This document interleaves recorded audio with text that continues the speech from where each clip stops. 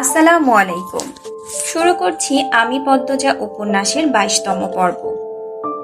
মোড়লবাড়ির আনাচে কানাচে আত্মীয় স্বজনদের কোলাহল।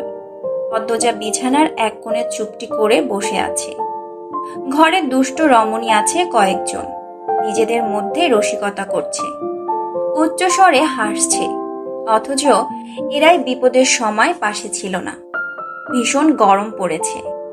পদ্মজার পরনে সুতার কাজ করা সুতি শাড়ি, গরমে শুধু ঘামছে না, বমি পাচ্ছে।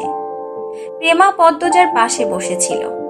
পদ্মজা প্রেমাকে ফিসফিসিয়ে বলল, এই বনু, আম্মাকে গিয়ে বলবি লেবুর শরবত দিতে। প্রেমা মাথা নাড়িয়ে চলে গেল শরবত আনতে। হেমলতা রান্নাঘরে ছিলেন। প্রেমা লেবুর শরবতের কথা বললে তিনি বললেন, তুই যা, আমি নিয়ে আসছি। লেবু গাছ থেকে সবেমাত্র ছিঁড়ে আনা পাকা লেবুর শরবত বানিয়ে পদ্মজার ঘরের দিকে এগোলেন তিনি। গিয়ে দেখলেন পদ্মজা বিছানার একপাশে গুটিসুটি মেরে বসে আছে, উসখুস করছে। ঘর ভর্তি অন্যান্য মানুষে। তিনি সবার উদ্দেশ্যে বলেন, সবাই অন্য ঘরে যাও, পদ্মজাকে একা ছাড়ো। হেমলতার এমন আদেশে অনেকের রাগ হলেও বেরিয়ে গেল। তিনি দরজা বন্ধ করে শরবতের গ্লাস পদ্মজার হাতে তুলে দিয়ে বলেন, সব সময় মুখ বন্ধ রাখা ভালো না। যারা বিপদে পাশে থাকে না, তাদের জন্য বিন্দুমাত্র অসুবিধার মুখোমুখি হবি না। গরমে তো শেষ হয়ে যাচ্ছিস। জানালার পাশটাও অন্যরা ভরাট করে রেখেছিল, ভালো করে সরতে বলতি। পদ্মজা মায়ের কথার জবাব না দিয়ে এক নিঃশ্বাসে লেবুর শরবত শেষ করল। এবার একটু আরাম লাগছে।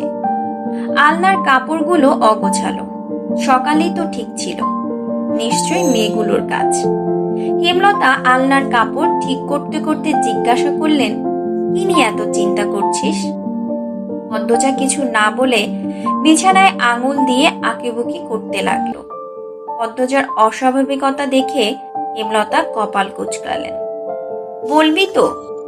পদ্মজা বিচলিত হয়ে বলল, আম্মা, উনি বোধহয় আজ আসবেন। উনি? উনি কে? আমির? না আম্মা, লিখুন সাজে উনি। হেমলতার দীর্ঘশ্বাস ছেড়ে স্বাভাবিক কণ্ঠে বললেন, কপালে যা আছে তাই হবে, ভাবিস না, আমি আছি, সব সামলে নেব। লিখনকে আমি বুঝাবো। হেমলতার কথা শেষ হতেই পদ্মজা ভেজা কণ্ঠে বলল, উনি খুব কষ্ট পাবেন আম্মা।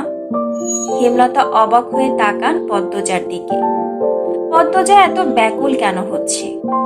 তিনি কি পদ্মজার অনুভূতি চিনতে ভুল করেছেন, নাকি শুধুমাত্র কারো মন ভাঙবে ভেবে পদ্মজা এত ব্যাকুল হচ্ছে? হেমলতা দোটানায় পড়ে যান। পদ্মজার জীবনে এ কেমন টান পড়ন। এই মুহূর্তে পদ্মজাকে বুঝে উঠতে গিয়ে হিমশিম খাচ্ছেন তিনি। ওদিকে হানি ডাকছে। হেমলতার বড় বোন হানি গতকাল ঢাকা থেকে গ্রামে এসেছে, ছেলে মেয়ে নিয়ে এসেছে। হেমলতা দরজার দিকে পা বাড়ান। তার আগে বলে গেলেন, আমার নোংরা অতীত শোনাবো আজ, বাকি সিদ্ধান্ত তোর। যা চাইবি তাই হবে, মনে রাখিস, যা চাইবি তাই পাবি। পদ্মজা কিছু বলার আগে হেমলতা চলে গেলেন। পদ্মজার বুকের ভেতর অপ্রতিরোধ্য তুফান শুরু হয়। মায়ের অতীত জানার জন্য কত অপেক্ষা করেছে সে। আজ যখন সে সুযোগ এলো, তার ভয় হচ্ছে খুব। কেন হচ্ছে জানে না, কিন্তু হচ্ছে। হাত পায়ের রগে রগে শিরশির অনুভূতি। ভ্যান গাড়িতে চলে অলন্দপুরের আটপাড়ায় ঢুকলো লিখন শাহ, সাথে বাবা মা এবং বোন। বাবা শব্দর আলী, মা ফাতিমা বেগম, বোন লিলি। শব্দর আলী চশমার গ্লাস দিয়ে গ্রামের ক্ষেত দেখছেন আর বারবার বলছেন, এই তো আমার দেশ, এই তো আমার বাংলাদেশ। ফাতিমা ভীষণ বিরক্ত ভ্যানে চড়ে। ওনার ইচ্ছে ছিল কোনো মন্ত্রীর মেয়েকে ঘরের বউ করে আনবেন। আর ছেলের নাকি মেয়ে পছন্দ হয়েছে গ্রামে। ছেলের জেদের কাছে হেরে আসতেই হলো। লিখনের পরনে ছাই রঙা শার্ট, চোখে সানগ্লাস। উত্তেজনায় তার হাত পা কাঁপছে রীতিমতো। এমন একটা দিন নেই যেদিন পদ্মজার কথা ভেবে শুরু হয়নি। এমন একটা রাত নেই যে রাতে পদ্মজাকে নিয়ে স্বপ্ন দেখা হয়নি। মাঝের সময়ের ব্যবধানে পদ্মজাকে খুব বেশি ভালোবেসে ফেলেছে সে। স্বপ্নে কোমরে আঁচল গুজে ঘরে কাজ করা পদ্মজাকে দেখতে পায়। কখনো বা অপরূপ সুন্দরী পদ্মজাকে ঘুমের ঘোরে ঠিক বিছানার পাশে শাড়ি পরা অবস্থায় দেখতে পায়। কল্পনার পদ্মজাকে নিয়ে সে সংসার পেতেছে। এবার হয়তো সত্যি হতে চলেছে। লিখন আনমনে হেসে উঠল। মনে পড়ে যায় পদ্মজাকে প্রথম দেখার কথা। সঙ্গে সঙ্গে বুকের মধ্যে অদ্ভুত ঝড় শুরু হয়। কি মায়াবী, কি স্নিগ্ধ একটা মুখ। তার চেয়েও সুন্দর পদ্মজার ভয় পাওয়া, লজ্জায় পালানোর চেষ্টা, পরপুরুষের ভয়ে আতঙ্কে থাকা। লিখন আওয়াজ করে হেসে উঠল। ফাতিমার শব্দর অবাক হয়ে তাকালেন। লিলির এসবে খেয়াল নেই। সে আকাশের দিকে তাকিয়ে কি যেন ভাবছে। লিখন মা বাবাকে এভাবে থাকতে দেখে খুব খুব করে কাশল। এরপর বলল, সুন্দর না গ্রামটা? বুঝছো আব্বু, এই গ্রামটাই এত সুন্দর যে আবার আরেকটা সিনেমার জন্য আসতে হবে আগামী বছর। শব্দর আলী প্রবল আনন্দের সাথে বলেন, সে ঠিক বলেছিস, মন জুড়িয়ে যাচ্ছে। চারদিকে গাছপালা, নদী, রাস্তাঘাটও খুব সুন্দর। এখানে একটা বাড়ি বানালে কেমন হয়? লিখন গোপনে দীর্ঘশ্বাস লুকালো। তার বাবা যখন যেখানে যায় সেখানেই বাড়ি বানানোর স্বপ্ন দেখেন, কিন্তু বানানো আর হয় না। ফাতিমা বিরক্ত গলায় বললেন, তা আমরা উঠছি কার বাড়ি? ওর পছন্দ করা মেয়ের বাড়ি নাকি অন্য কোথাও? মায়ের চোখে মুখে বিরক্তি দেখে লিখনের হাসি পেল। বলল, তোমাকে রাগলে এত ভালো লাগে আম্মু? ফাতিমা আর চোখে ছেলের দিকে তাকান। প্রশংসা শুনতে তিনি বেশ পছন্দ করেন। লিখনের মুখে প্রশংসা শুনে একটু নিবলেন। হয়েছে, আর কতক্ষণ? 5 মিনিট। অলন্দপুরের মাতব্বর বড় মনের মানুষ। আমাকে নিজের সন্তানের দৃষ্টিতে দেখেন। যতদিন ছিলাম প্রতিদিন খোঁজ নিয়েছেন। নিজের একজন লোককে আমার সহায়ক হিসেবেও দিয়েছিলেন। ওনার বাড়িতেই উঠব। লিলি চোখ মুখ বিকৃত করে বলল, অন্যের বাড়িতে উঠব? উফ, মারব ধরে। অন্যের বাড়ি তোর কাছে, আমার কাছে না। মজিদ চাচার বউ ফরিনা চাচি এত ভালো রাঁধেন, আমাকে নিজের হাতে খাইয়ে দিলেন।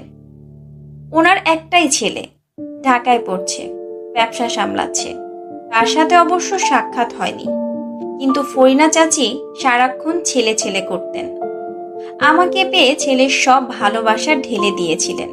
তাই ওই বাড়ি আমার কাছে আপন না লাগুক, বড় লাগে না। আর বিশাল বাড়ি, ওনারা বিব্রত হবেন না। 3-4 দিনেরই তো ব্যাপার।